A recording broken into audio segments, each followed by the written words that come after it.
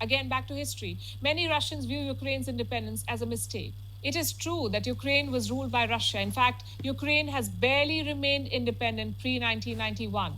There was a brief period before World War I, and then another stint in 1600. For the rest of its modern history, Ukraine was under Russia. 1 in 6 Ukrainians is an ethnic Russian. 1 in 3 speaks Russian as a native language. So Putin is right when he says historically they were one.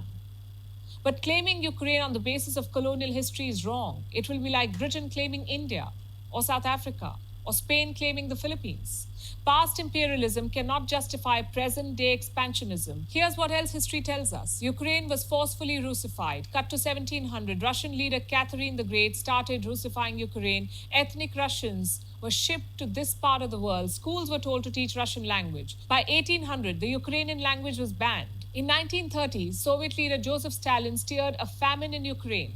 Millions of Eastern Ukrainians were killed. The area was then repopulated with ethnic Russians. In the 1940s, the ethnic Tatars were relocated. They too were replaced with Russians.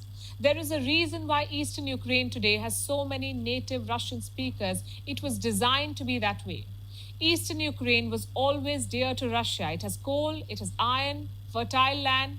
Its historical connection with Russia was forced. Putin time and again talks about the Holy Rus. He says Russians and Ukrainians are one people. 70% Ukrainians reject this thought. 72% consider Russia a hostile state. Today, 33.3% Ukrainians are ready to take up arms against Russia. 21.7% are ready to stage a civil resistance against Russia. 67% Ukrainians want to join the EU. 59% want to join the NATO. Meet the current Ukrainian president, Volodymyr Zielinski. He came to power in 2019 following a landslide victory. He is a vocal critic of Russia. Zielinski openly opposes Russian occupation of eastern Ukraine. 73% of Ukrainian voters voted this man to power.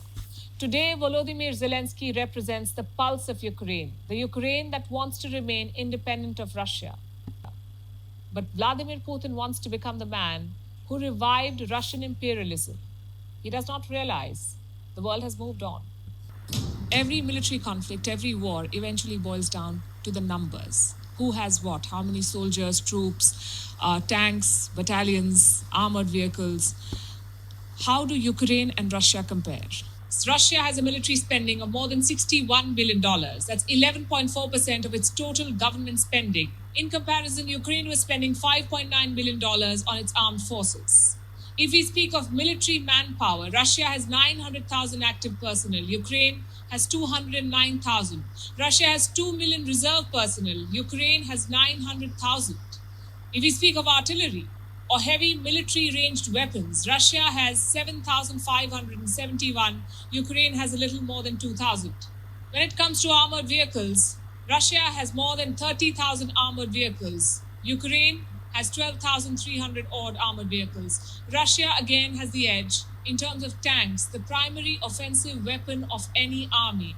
It has more than 12,400 tanks, compared to 2,596 tanks in Ukraine's arsenal. When it comes to attack helicopters, Russia has 554 of them. Ukraine has only 34. And lastly, we have fighter aircraft, the most potent weapon in air-to-air combat. Russia again outranks Ukraine. Russia has more than 1,500 fighter aircraft. Ukraine has just 98. So on its own, Ukraine is no match for the Russians, but that's not stopping these people from preparing for any eventuality, and they're getting war ready.